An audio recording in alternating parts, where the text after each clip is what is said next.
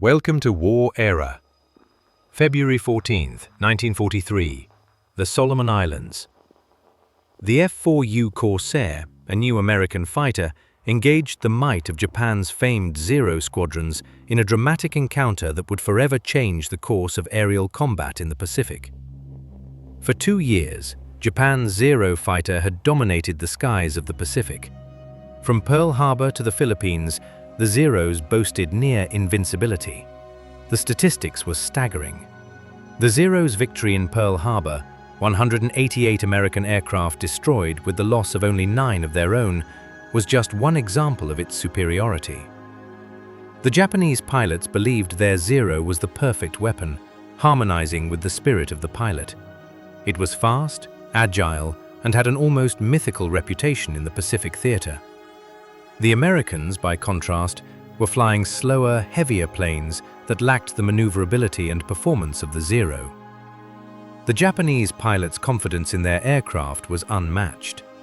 Warrant Officer Hiroyoshi Nishiwa, one of Japan's leading aces, declared that the Zero was a samurai's sword, a tool of perfect harmony between man and machine. "The Americans," he said, "build flying trucks, heavy and clumsy, without soul. They cannot match our unity of man and machine." For Japan's elite pilots, the Zero was the epitome of aeronautical engineering, and their dominance in the skies seemed invincible. But by late 1942, cracks began to appear in this belief. Despite the unshakable belief in their superiority, the Japanese faced increasing resistance. The Battle of Midway was a turning point, where Japan lost not only 4 carriers, but also over 100 of its most experienced pilots. This loss exposed the fragility of Japan's air superiority. Moreover, American fighters like the F-6F Hellcat and the F4U Corsair began to appear on the battlefield. The first encounter with the F-6F Hellcat demonstrated that American fighters were becoming harder to shoot down. Japanese pilots noted that American aircraft seemed to absorb tremendous punishment, and American numerical superiority began to grow. On February 14, 1943, 12 F4U Corsairs from VMF 124 faced off against Japanese forces for the first time in the skies over Guadalcanal. The engagement, known as the St. Valentine's Day Massacre, was a wake-up call for the Japanese pilots. 2 Corsairs were lost, along with several Allied aircraft. However, the Japanese lost 3 Zeros and several bombers. While the engagement was tactically inconclusive, it marked the arrival of the F4U Corsair, a fighter that would soon dominate the Pacific skies and shift the balance of power.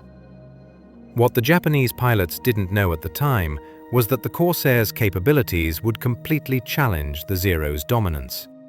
The Corsair's Pratt & Whitney R2800 engine produced 2,000 horsepower, more than double that of the Zero's 950 horsepower. This allowed the Corsair to reach a maximum speed of 417 miles per hour, compared to the Zero's 331 miles per hour. The Corsair's climb rate was also far superior, reaching 20,000 feet in just 7.5 minutes, whereas the Zero took 12 minutes to reach the same altitude. But the Corsair wasn't just faster and more powerful, it was also tougher.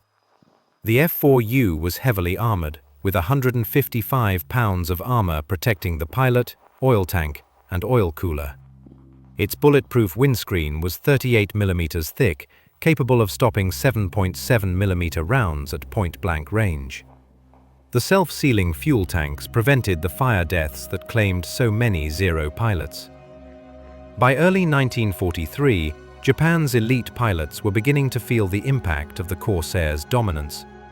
The Corsair wasn't just another fighter, it was a symbol of American industrial power.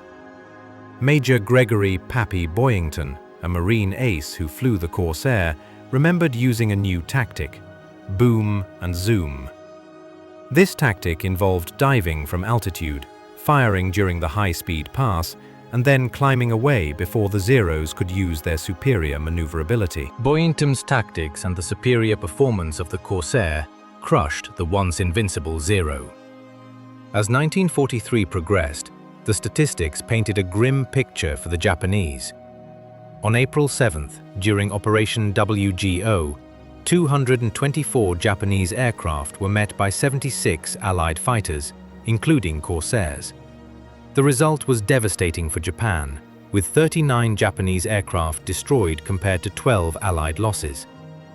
By the end of 1943, Corsair-equipped squadrons had systematically wiped out Japan's experienced pilots, forcing the Japanese to confront the fact that their tactics, once infallible, were now obsolete.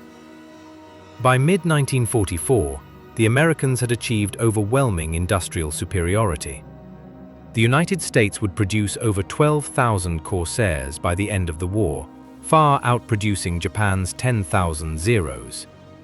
The US Navy's training program, which produced over 25,000 pilots per month by 1943, dwarfed Japan's limited capacity to train replacement pilots.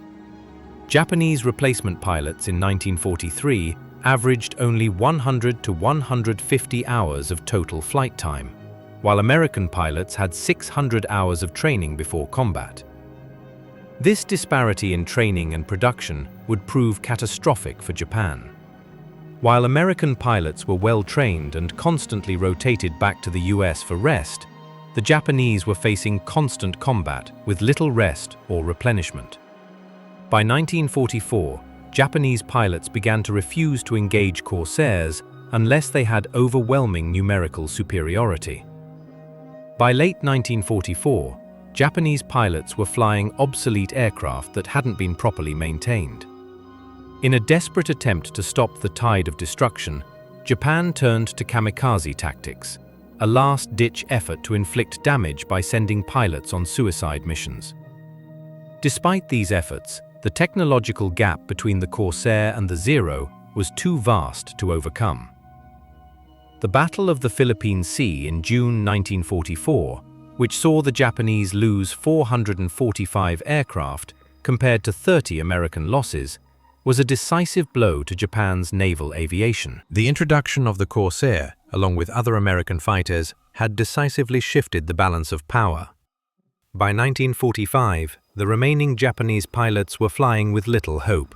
Their once invincible Zeros were now obsolete, and they were left to fight a war they had already lost in technological terms. The story of the F4U Corsair's dominance over the Zero is not just one of superior technology. It is the story of industrial power meeting military tradition.